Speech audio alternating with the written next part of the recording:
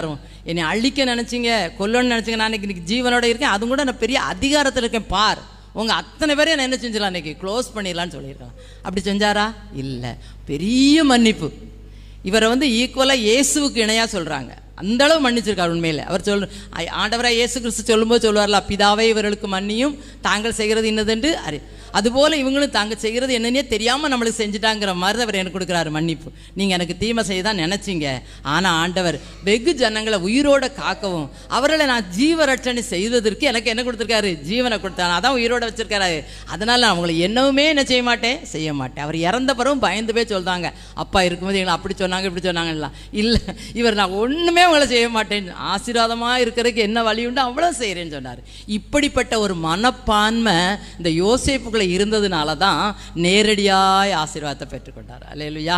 இந்த யோசேப்பு தெரியுமா உங்களுக்கு, இந்த சேஷ்ட புத்திர பாகம் முதல்வருக்கு தான் உண்டு, முதல்ல உள்ளவனுக்கு. இந்த லேவிக்கு கோத்திரம் கிடையாதுனால இந்த இவருடைய வாழ்க்கையில் பார்த்தீங்கன்னா இவர் 2 பிள்ளைகளுக்கும் குடும்பம் உண்டு.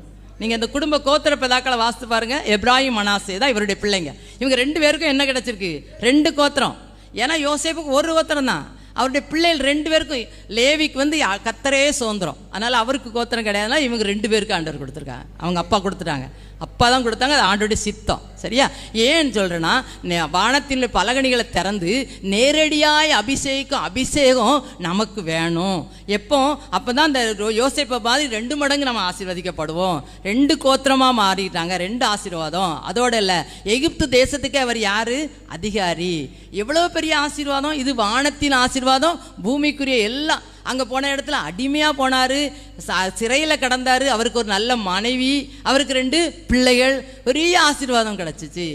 அந்த ஊர் எகிப்து தேசம் முழுவதுக்கு இவர் கையை அசைச்சாதான் அசைய முடியும், கையை அசைக்கலைன்னா அப்படியே தான் எல்லோரும் நிற்கணும், நின்ன இடத்துல தான் நிற்கணும். அந்த மாதிரி அதிகார பவர் இவருக்கு கொடுக்கப்பட்டிருந்தது. அப்போ வானத்துக்குரிய ஆசீர்வாதமும் பூமிக்குரிய ஆசீர்வாதமும் யோசேப்பு கிடைச்சதுக்கு 3 காரணம். பாவத்தை என்ன செஞ்சிட்டாரு, வெறுத்தாரு. அடுத்த என்ன செஞ்சாரு, என்னது நான் கிடையாது, தன்னை தாழ்த்தினார்.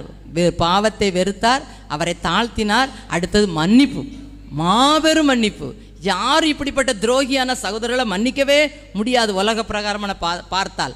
ஆனால் அவர்களையும் இவர் என்ன செஞ்சார், நேசித்தார், மன்னித்தார். அவர்களுக்கு ஜீவ ரட்சணை என்ன செஞ்சார், கொடுத்தார். அப்போ இந்த இன்னைக்கு வந்திருக்கிற நம்ம எல்லாருக்கும் ஆண்டவர் வானத்தின் ஆசீர்வாதங்களினாலும் பூமிக்குரிய ஆசீர்வாதங்களினாலும் இடங்கொள்ளாமற் போகும் மட்டும் அரிசிக்க ஆசீர்வாதத்தினால் நிரப்புவார்.